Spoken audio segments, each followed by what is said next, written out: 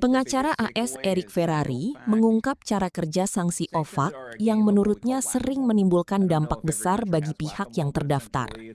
Ia menyebut sistem sanksi Amerika seperti permainan whack-a-mole. And the problem is they're going after networks that people in the market knew about 4 or 5 years ago, and those networks aren't necessarily active anymore. So they're always a little bit behind, right?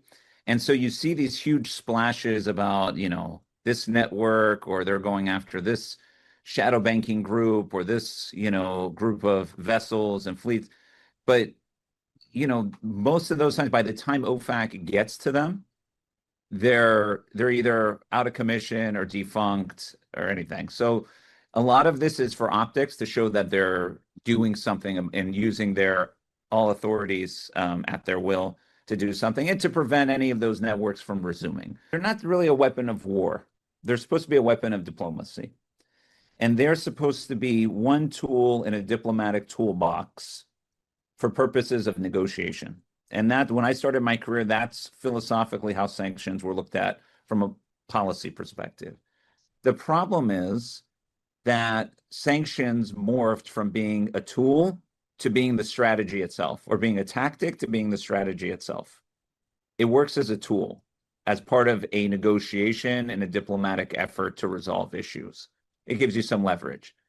But if the thing is like, hey, we're just going to sanction you, period, and that's all we're going to do, we don't really want to talk to you, we really don't have anything we're asking of you, like, what are they going to ask of the Iranian government? We're going to put sanctions on you to do what?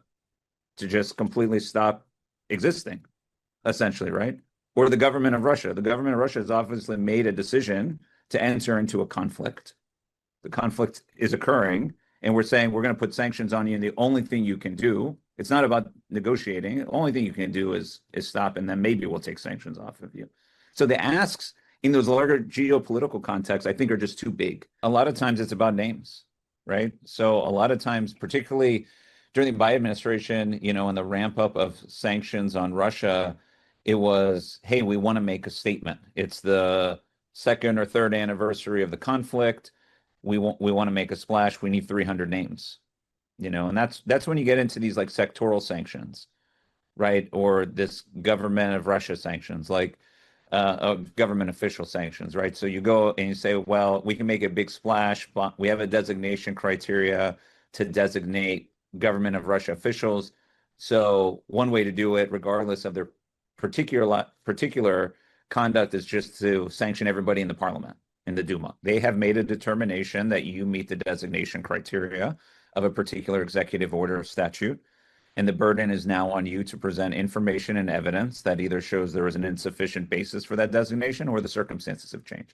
I don't want to say it's deliberately confusing, but it's deliberately vague and opaque because understandably, because the agency needs to retain discretion in how to administer and implement the authorities based on geopolitical circumstances as they arise.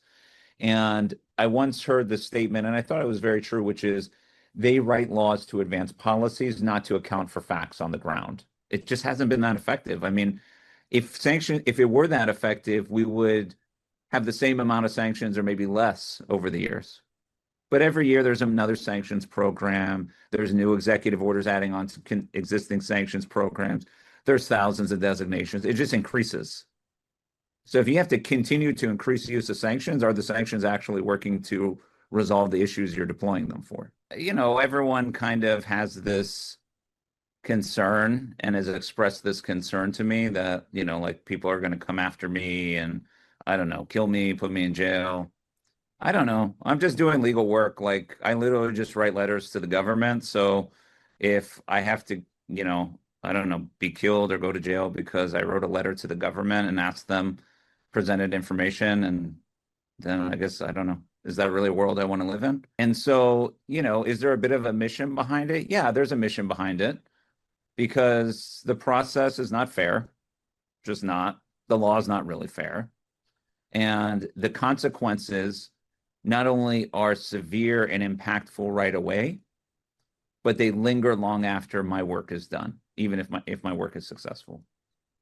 And and that's why I was saying earlier, like people who implement these laws should go and sit with the people who are impacted for a little bit and understand like what they're doing and who they're actually targeting.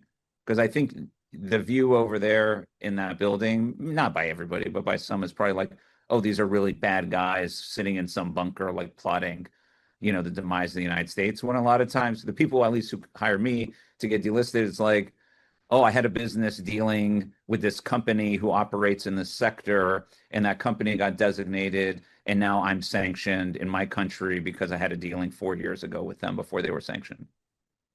And now I can't have a bank account. Now my daughter can't go to school. Now I can't afford insurance for my son's surgery. That's the reality. That's what's actually happening out there. Jelajahi cara baru mendapatkan informasi. Download MetroTV Extend sekarang.